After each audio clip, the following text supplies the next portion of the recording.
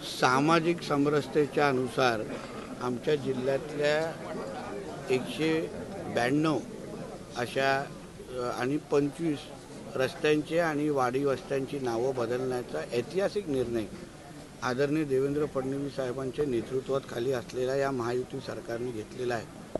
कदाचित देशामध्ये आमचा एकमेव जिल्हा आहे ज्यांनी सामाजिक समरसतेच्या दृष्टिकोनातून एक महत्त्वाचं पाऊल उचललेलं आहे आणि त्यामुळे जिल्ह्यामध्ये अतिशय चांगलं वातावरण आहे। जे काही जातीवाचक नावामुळे जे गावागावामध्ये वाड्यांमध्ये कधीतरी वाद व्हायचे, पोलीस केसेस व्हायच्या, त्या सगळ्या गोष्टीला आळा बसण्याच्या दृष्टिकोनातून हा निर्णय अतिशय महत्त्वाचा आहे।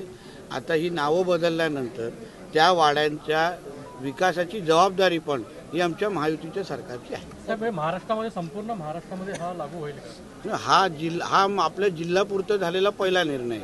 आता ह्या बाबतीचा अभ्यास चीफ सेक्रेटरी लेवलला सुरू झालेला आहे की अगर सिंधुदुर्ग जिल्ह्यामध्ये अशा पद्धतीचा निर्णय घेतला तो अन्य जिल्ह्यामध्ये त्याचं अनुकरण कसं करता येईल या बाबतीमध्ये मंत्रालयामध्ये आपला निर्णय झाल्यानंतर 2 बैठका झालेल्या आहेत।